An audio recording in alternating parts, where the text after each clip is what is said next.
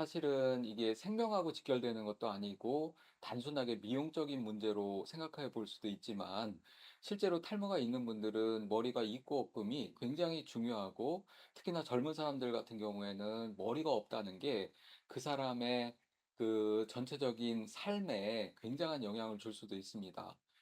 나이가 좀 드신 분들은 머리가 없다는 게 '아 그냥 나이 들어서 머리가 좀 없구나.' 정도로 생각할 수도 있지만 젊은 분들한테는 머리가 없어지고 또 그게 계속해서 진행한다는 사실이 굉장히 삶의 질을 떨어뜨리고 심지어는 삶의 의욕을 떨어뜨릴 수도 있습니다. 그래서 탈모 치료는 굉장히 중요한데 사실 탈모 치료가 어려운 건 없습니다. 탈모도 다른 병처럼 치료하면 대부분 치료될 수 있는데 문제는 탈모가 그 탈모를 유발하는 굉장히 다양한 질환이 있다는 걸 알고 그 질환에 따라서 정확하게 진단하고 그 진단된 결과에 따라서 거기에 맞는 치료를 하면 대부분 탈모가 치료되는데 일반적으로 '아 머리에는 뭐가 좋다. 뭐 두피열을 내린다. 뭐 검은콩이 좋다. 뭐 마사지를 어떻게 한다. 샴푸를 어떻게 한다.'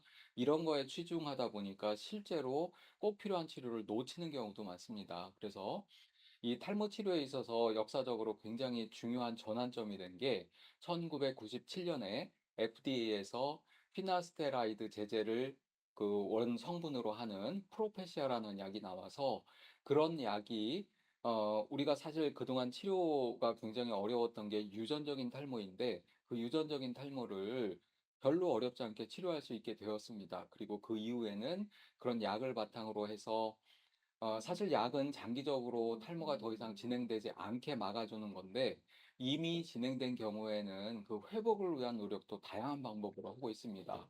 특히나 뭐 모발 이식 같은 걸 통해서 그 진행된 탈모를 복원하는 건 예전부터 해왔는데 사실 모발 이식을 하는 걸로 적절하지 않는 탈모의 상태도 굉장히 많습니다. 전반적으로 모발이 가늘어져 있는 경우에는 그 모발을 굵어지도록 회복을 시켜야 되는데 회복시키는 방법이 그동안은 뚜렷하게 없었는데 최근에는 그 사이토카인을 중심으로 여러 가지 성장 인자 같은 것들을 또 흡수를 시켜서 회복을 시킬 수 있는 치료 방법이 다양하게 지금 발전되어서 지금 실행에 그 치료에 쓰고 있습니다. 그런 치료를 다양하게 쓰면 대부분의 탈모는 진행된 상태하고 상관없이 초기에는 좀 쉽게 되고 진행이 많이 된 경우에는 치료 과정이 좀 어렵고 시간이 걸리기는 하지만 결국은 좋아질 수 있습니다. 그래서 탈모 증상이 느껴지신다면 부끄러워하지 말고 위축되지 마시고 자신감을 갖고 병원을 찾으셔도 됩니다. 병원에 오시면 모든 해결 방법이 다 있습니다.